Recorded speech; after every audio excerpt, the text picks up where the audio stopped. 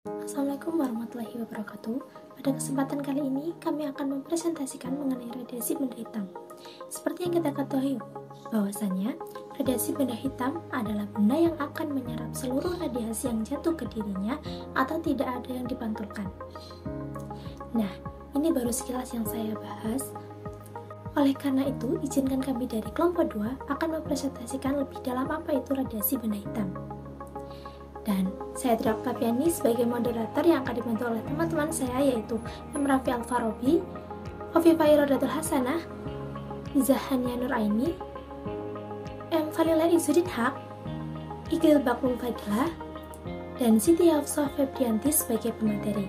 Baik, selanjutnya akan dipaparkan oleh teman saya. Baik, di sini saya akan menjelaskan mengenai definisi dari radiasi benda hitam itu sendiri. Nah, benda hitam itu didefinisikan sebagai benda yang akan menyerap seluruh radiasi yang jatuh ke dirinya atau tidak ada yang dipantulkan. Ketika benda berongga dipanaskan, elektron-elektron atau molekul pada dinding rongga mendapatkan tambahan energi sehingga bergerak dipercepat. Nah, menurut teori elektromagnetik, muatan yang dipercepat akan memancarkan radiasi. Nah, radiasi benda hitam itu contohnya seperti ketika kalian bepergian, terus kalian itu memakai baju berwarna hitam. Itu pasti kalian itu ngerasanya lebih panas gitu loh daripada memakai baju yang kayak cerah, kayak warna pink gitu-gitu kan. Kenapa bisa kayak gitu? Karena baju warna gelap yang digunakan pada saat siang hari itu akan menyebarkan suhu panas ke seluruh tubuh. Nah, karena pakaian gelap itu tidak memantulkan lagi panas yang diserap. Demikian juga kebalikannya, misal kalian itu pakai baju yang warna cerah di siang hari, itu bakalan terasa ya gak begitu panas gitu loh daripada kalian pakai baju hitam. Sedangkan kalau kalian memakai baju hitam di malam hari itu akan terasa dingin gitu, karena warna hitam atau warna gelap itu menyerap panas dari dalam tubuh. Radiasi benda hitam ditemukan oleh Gustav Robert Kirchhoff pada tahun 1862. Benda hitam itu sebutan untuk benda yang menyerap seluruh radiasi termal yang diterima dengan tidak memantulkan cahaya dan tidak memungkinkan cahaya apapun untuk melewati atau keluar dari sisi manapun.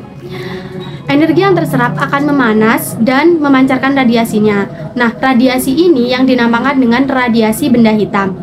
Umumnya, jika suatu benda terkena cahaya, Magicu Hibiniu, kemudian cahaya diserap, maka benda tersebut akan memantulkan cahaya sesuai dengan warna tersebut. Nah, lain halnya dengan ketika benda hitam terkena cahaya Magicu Hibiniu, maka ia akan menyerap cahaya tersebut. Jadi, kalau semua cahaya tersebut lama-kelamaan energi benda tersebut akan meningkat, kemudian benda tersebut akan berpijak dan mengeluarkan cahaya.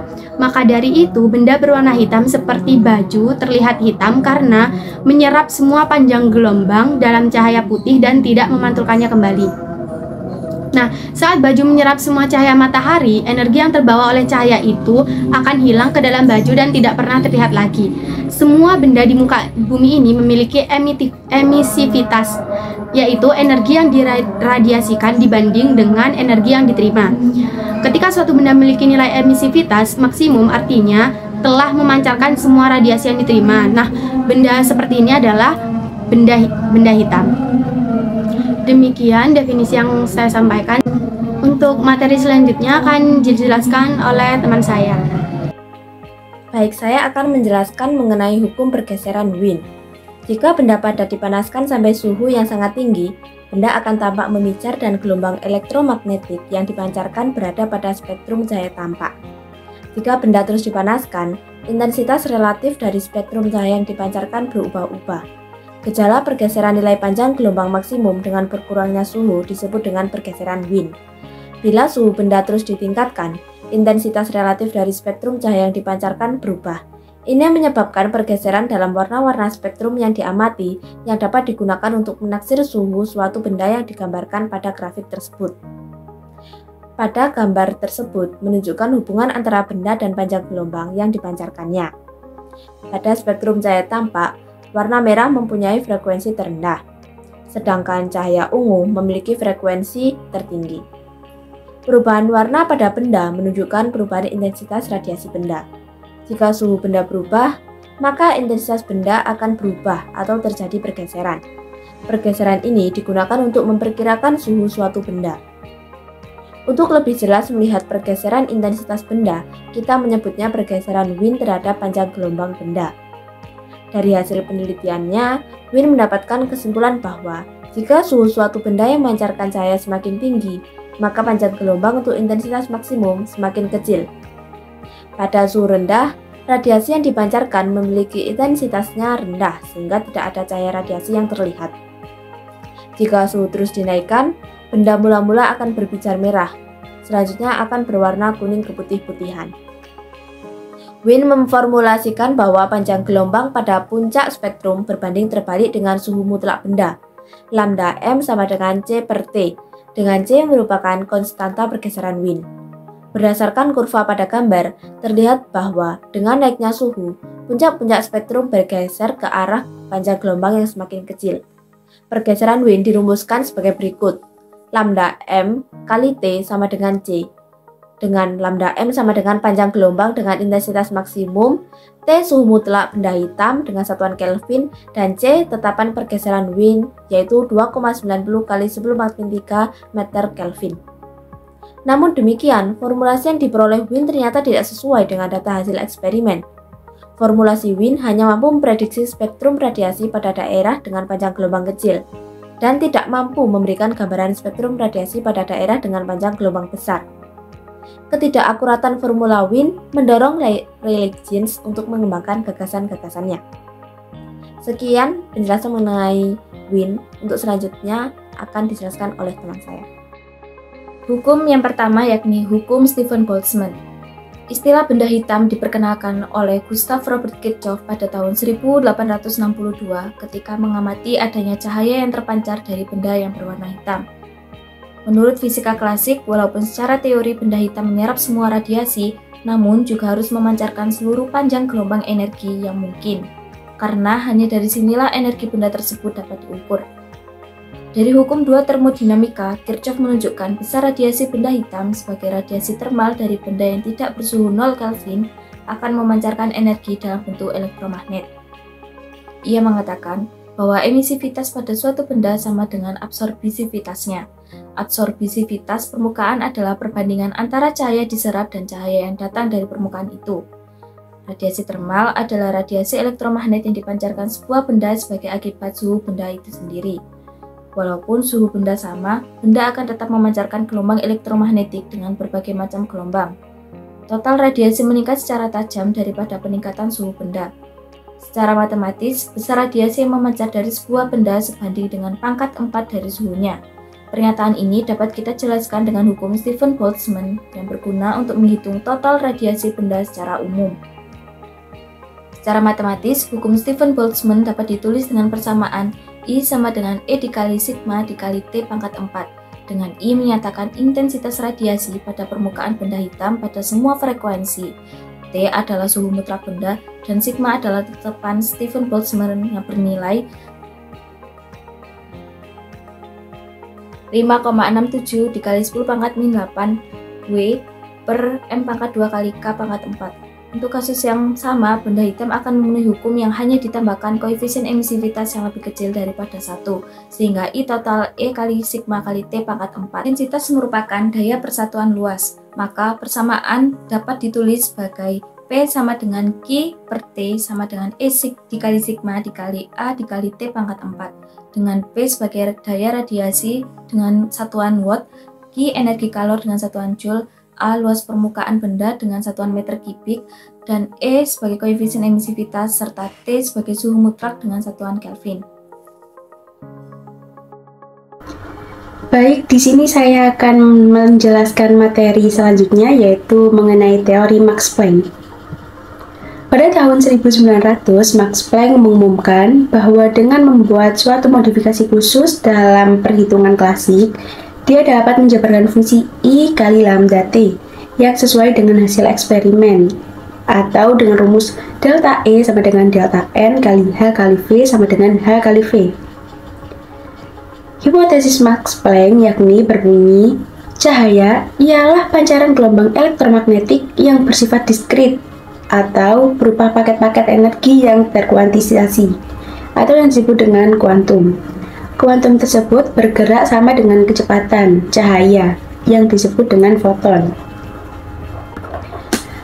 Max Planck mempunyai dua asumsi, yaitu yang pertama, sebuah osilator tidak dapat mempunyai energi, tetapi hanya energi-energi yang diberikan oleh E sama dengan N kali H kali V. Energi osilasi tersebut harus banding dengan frekuensi. Asumsi yang kedua yaitu osilator-osilator tidak meradiasikan energi secara kontinu, akan tetapi hanya dalam loncatan-loncatan atau kuanta. Radiasi yang diemisikan benda terjadi karena elektron dalam partikel tersebut. Bila banyaknya N, maka besar energinya sama dengan E kali N kali H kali V, sama dengan N kali H kali C per lambda. Planck mampu menunjukkan bahwa persamaan sesuai dengan data hasil percobaan untuk semua frekuensi dan foton jika H sama dengan 6,626 kali 10 pangkat min 34 Joule per sekon. Dengan keterangan H ini merupakan konstanta atau ketetapan Planck dan persamaan tersebut adalah hukum distribusi Planck untuk radiasi benda hitam. Dari rumus yang saya jabarkan bisa didapat keterangan yaitu E adalah energi foton dengan satuan Joule, F ialah frekuensi foton dengan satuan Hertz, C adalah kelajuan cahaya dengan ketetapan 3 kali 10 pangkat 8 meter per second. Lambda ialah panjang gelombang foton dengan satuan M. N ialah jumlah foton. Dan H ialah konstanta Planck dengan ketetapan 6,626 kali 10 pangkat min 34 Joule per second. Selanjutnya akan dijelaskan oleh rekan saya. Baik, di sini saya akan menjelaskan tentang materi selanjutnya yaitu hukum Rayleigh-Jeans. Nah, teori ini dikemukakan oleh Lord Rayleigh dan Sir James Jeans. Menurut beliau, teori ini adalah muatan-muatan di sekitar dinding benda yang berongga dihubungkan oleh semacam pegas. Ketika suatu benda dinaikkan, pada muatan timbul energi kinetik sehingga muatan bergetar. Nah, pada benda hitam dalam kesetimbangan termal akan memancarkan radiasi pada semua rentang frekuensi, dan seiring dengan meningkatnya frekuensi energi emisi radiasi juga meningkat. Yang kedua, ada benda hitam merupakan salah satu material yang dapat menyerap dan memancarkan seluruh energi yang bersentuhan dengannya. Semakin besar intensitasnya, semakin tinggi juga pula suhunya pada benda tersebut. Nah, intensitas dan energi radiasi yang dipancarkan meningkat seiring dengan meningkatnya suhu. Ketika suhu meningkat, intensitas yang lebih tinggi bergeser ke sisi panjang gelombang yang lebih rendah.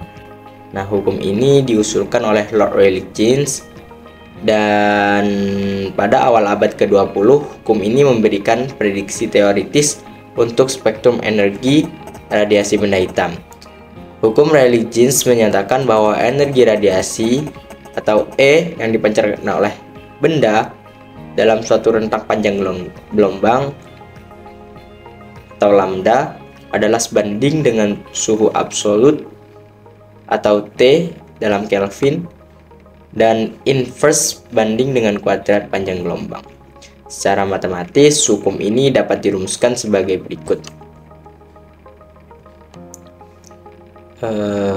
Bisa dilihat sendiri, pi lambda kali T sama dengan 2 si KBT per lambda pangkat 4.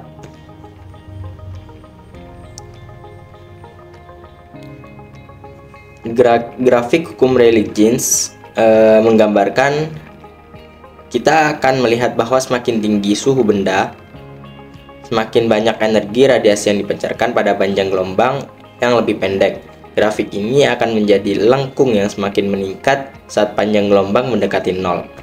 Penting untuk diingat bahwa hukum Rayleigh-Jeans memiliki batasan pada panjang gelombang yang sangat pendek dalam konteks radiasi elektromagnetik. prediksinya meledak ke tak terhingga yang disebut masalah sebagai divergensi ultraviolet atau ultraviolet tak terbatas. Nah, masalah ini kemudian dipecahkan oleh teori Max Planck dengan mengembangkan hukum Max Planck pada tahun 1900 yang menjadi dasar teori kuantum dan menggantikan hukum Rayleigh-Jeans. Kesimpulannya adalah untuk merangkum semua yang terdapat pada hukum Rayleigh-Jeans, yaitu suatu langkah awal dalam pemahaman radiasi benda hitam yang memberikan gambaran tentang bagaimana energi radiasi terkait dengan suhu, panjang gelombang. Namun untuk panjang gelombang yang sangat pendek, kita harus beralih ke teori kuantum dengan hukum Planck. Saat ini Max Planck dan mekanika kuantum adalah landasan utama untuk memahami radiasi benda hitam dan banyak fenomena fisika lainnya. Selanjutnya akan dijelaskan oleh teman saya. Selanjutnya yakni mengenai contoh penerapan radiasi benda hitam dalam kehidupan sehari-hari. Yang pertama yakni gejala pemanasan global atau efek rumah kaca. Radiasi sinar matahari yang terperangkap oleh gas rumah kaca menyebabkan seisi rumah atau dalam hal ini bumi menjadi panas. Energi yang memanaskan bumi tersebut berupa gelombang panjang dalam bentuk radiasi inframerah oleh awan dan permukaan bumi. Efek rumah kaca dalam keadaan normal diperlukan untuk mempertahankan panas bumi. Namun, manusia terkadang membuat konsentrasi CO2 menjadi naik, sehingga berdampak pada pemanasan global atau global warming. Selanjutnya yakni termos. Termos terdiri dari dua lapisan logam yang dipisahkan oleh ruang hampa udara. Lapisan dalam termos dicat dengan warna hitam sehingga dapat menyerap radiasi panas. Ruang hampa udara pada termos berfungsi sebagai isolator panas sehingga termos dapat menjaga suhu minumannya yang ada di dalamnya. Selanjutnya yakni panel surya. Panel surya terdiri dari wadah logam berongga yang dicat dengan warna hitam dan panel yang terbuat dari material kaca. Radiasi panas dari matahari diserap oleh permukaan benda hitam pada panel surya, lalu dipancarkan dari logam secara konduksi. Bagian dalam panel tetap mempunyai suhu hangat karena mendapatkan perlindungan pada efek rumah kaca. Lalu, peredaran air yang terjadi pada wadah logam akan membawa panas menjauh untuk selanjutnya dimanfaatkan oleh sistem pemanas air dan kolam renang. Selanjutnya yakni penggunaan pakaian. Pakaian berwarna hitam dapat lebih banyak menyerap radiasi matahari dibanding pakaian berwarna terang. Hal ini menyebabkan pakaian berwarna hitam terasa lebih panas ketika terkena sinar matahari daripada pakaian yang berwarna terang. Dari diskusi tadi dapat disimpulkan bahwa radiasi benda hitam tentunya memiliki banyak manfaat. Kami berharap semoga kedepannya lebih banyak lagi penerapan radiasi benda hitam dalam kehidupan sehari-hari. Sekian dari kami, apabila ada kurang lebihnya mohon maaf, dikarenakan kami masih proses pembelajaran. Terima kasih. Wassalamualaikum warahmatullahi wabarakatuh.